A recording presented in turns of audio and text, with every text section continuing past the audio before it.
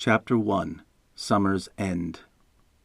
The man the Protector chose was Mandan Sheeran, my ancestor, and the quest they undertook would seal the gate to the demon world for all eternity, except for one day of the year, which we know as the Day of Darkness. On that day, the gate is opened, and the lesser demons pour through in countless waves.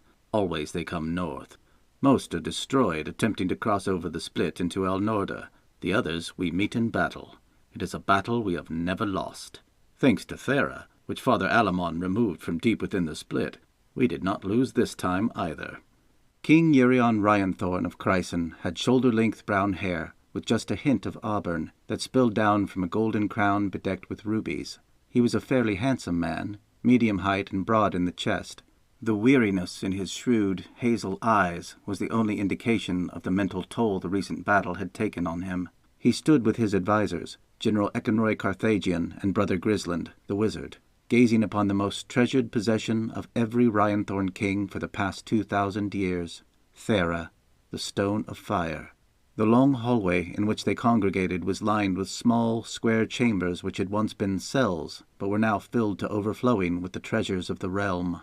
Gold, silver, and vibrant jewels glittered behind iron bars, yet nothing outshone the fiery red gemstone in the king's hand. "It is breathtaking, Your Majesty," Grisland admitted as he eyed the stone thoughtfully. With his bushy white beard, receding hairline, robust frame, and rosy cheeks, he resembled a merry tavern keep more than an immortal being who had survived for hundreds of generations of humanity. He was unusually tall, though, and none but one of the Brotherhood would dare to don that robe, its fine cut unmistakable. His particular robes were always white, not the usual brown worn by most of his brothers, befitting his position as an advisor, or so he claimed.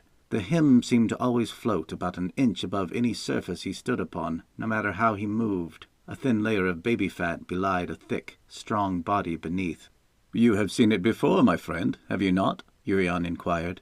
"You were there when the split was created. You were one of those who ripped the stones from the core of our world."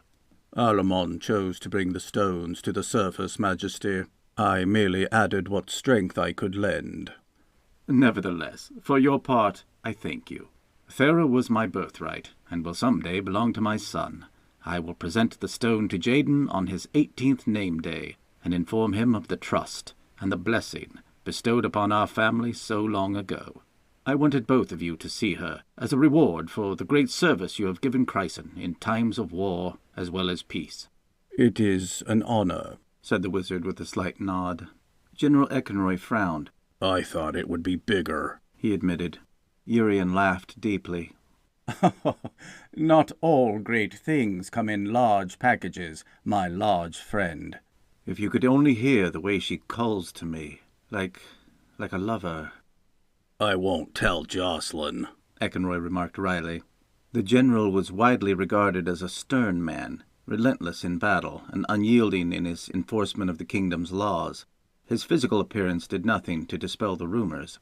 With close-cropped dark hair and big features, he looked like a man who could break rocks in his fists. The years, however, had instilled in him a subtle sense of humor around those to whom he was closest. Since his arrival at Urion's court in Chrysin's capital city of Eridan over a decade ago, he and the king had become like brothers. Urion sighed.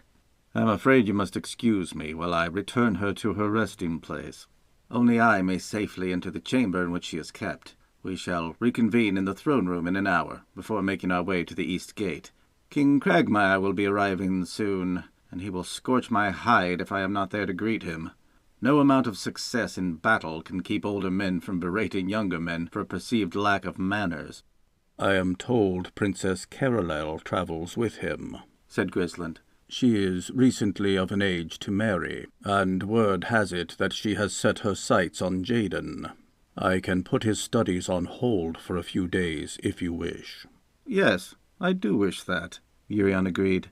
"I admit that Cragmire and I have been secretly plotting a union behind their backs for some time. She is a rare beauty, if a touch on the temperamental side. He has not courted many girls, though there have been a few to catch his eye. He is a Ryanthorn, after all. The last one might have become serious, but she was thrown from a horse while traveling and sadly did not survive. He has not said it, but I know the news of her death affected him deeply.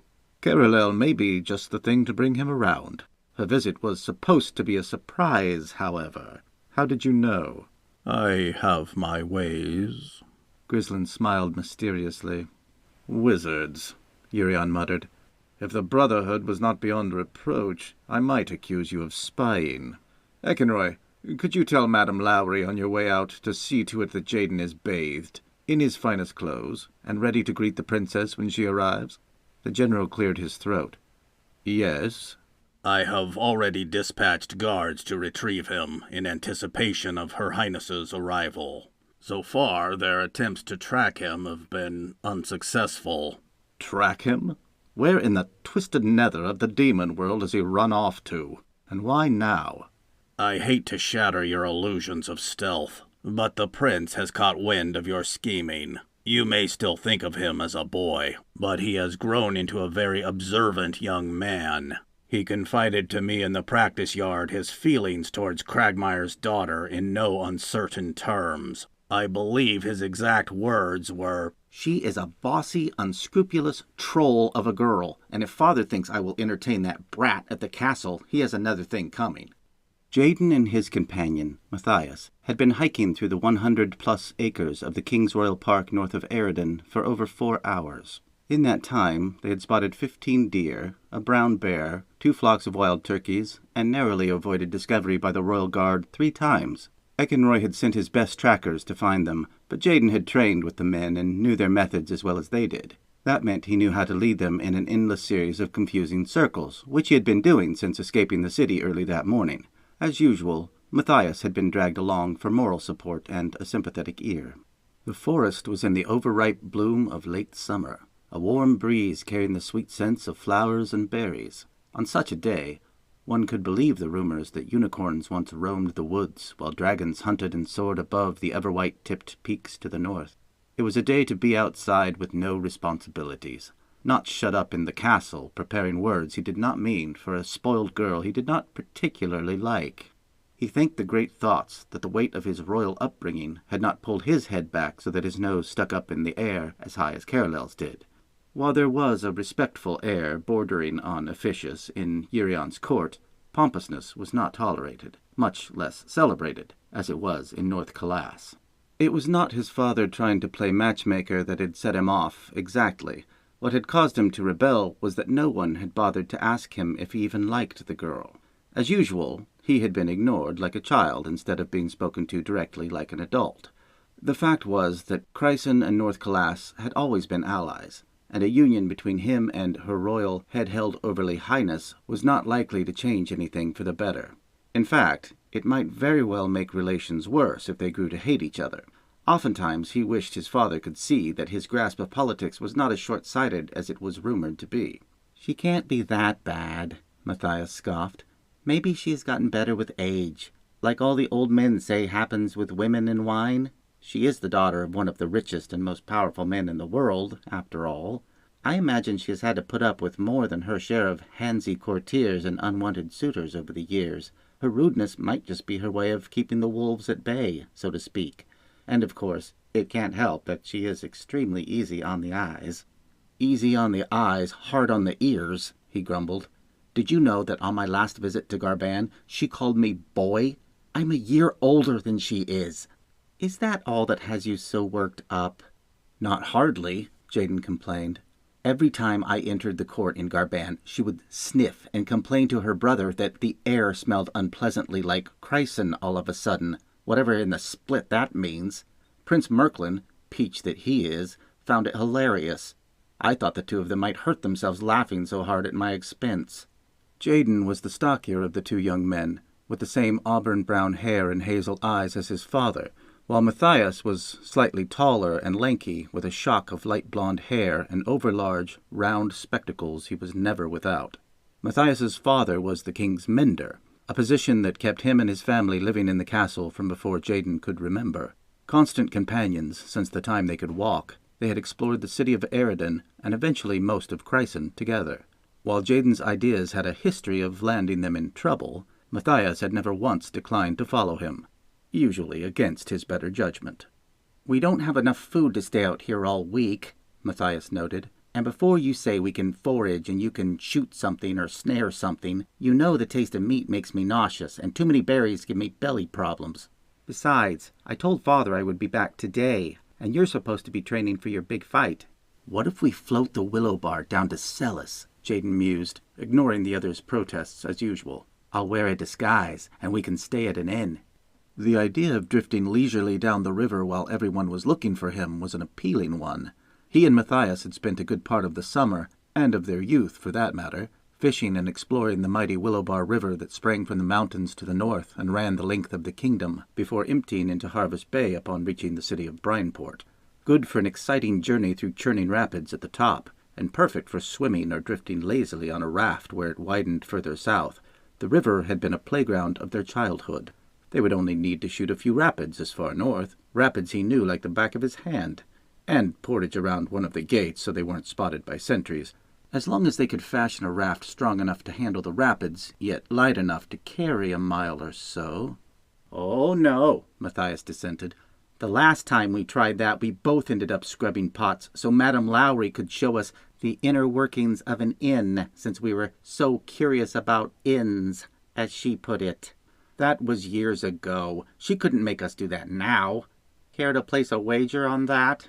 Jaden thought about it for a moment and decided he would not. Madame Lowry could be as frightening as General Eckenroy, in her own way, and his parents had long ago given the woman free license to pull his ears and set him to work any time she felt that he needed it. The fact that he was heir to the throne only served to heighten the importance the headmistress of Castle Crysin placed on the task. Anyone who thought that castle life was all laziness and luxury had never been in his shoes. Between his excruciating history lessons with Grisland, exhausting combat training with Eckenroy, learning etiquette from Madame Lowry, and sitting in as a silent observer for his father's council meetings and rulings, his life hardly seemed his own at all anymore. Now he was on the verge of losing his one true friend for the better part of a year. It was not something they talked about, but soon the summer would be over, and Matthias would continue the training he had begun the previous year with the menders and physicians at the University of Internal Mending, following in his father's footsteps. The university was in Eridan, but the visitation policy was so strict its students might as well be in another kingdom. Matthias was regarded as one of the most talented prospects in the mystical art of mending in recent memory. Medeus, his father, was extremely proud of him, as his mother had been when she was alive. Jaden was proud of him too, but selfishly did not want to lose his friend's company. Taking a swipe at an offensive puffball with his walking stick vented some of the frustration he felt at the summer swiftly slipping away. As the fungal growth exploded, spreading its spores into the air, he stopped walking and frowned. Something about the forest felt different. "What is it?" "The birds went quiet behind us."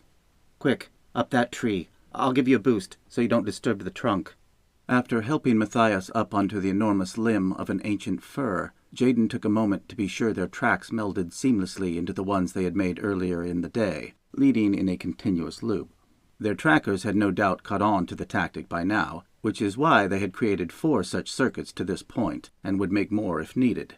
The number of loops would depend on how many men the general sent after him. Eckenroy had seemed mildly sympathetic to his plight, if a stone could be said to express sympathy, so it was possible he wouldn't send any more than the 2 pairs he already had, but Jaden wasn't about to assume as much. Their fresh tracks seemed to disappear into the others satisfactorily, so he brushed out the ones they had made on the way to the tree and hoisted himself up next to his friend.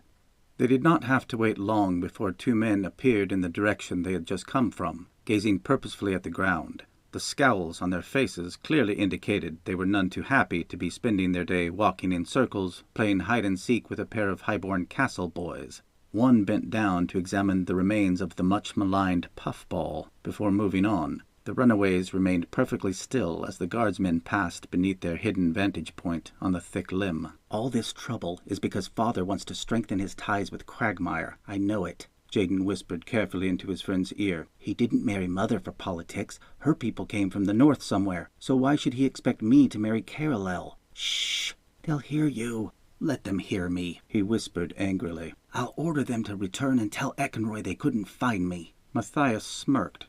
"Something tells me they would rather jump headfirst into the split than lie to the general. The end result would be about the same." "You're probably right," he admitted. I lied to him once when he first started teaching me the sword. I honestly thought he was going to beat me. It was the only time I've ever seen the veins on his forehead stick out." Matthias had to cover his mouth to stifle a laugh, and in the process dislodged a piece of bark with his elbow. They watched in horror as the small chunk spiraled down towards the head of one of the unsuspecting guards, missing him by only inches. Both men stopped in surprise. Thinking quickly, Jaden quietly broke off another piece and made to throw it down the trail to lead the men away from their hiding place. Matthias grabbed his wrist to stop him, shaking his head that it was too risky. As they wrestled over the bark, Matthias lost his balance on the branch. Jaden tried to catch his friend, but it was too late. Together, they suddenly found themselves plummeting toward the ground with twin shouts of surprise to land hard in the dirt next to their pursuers.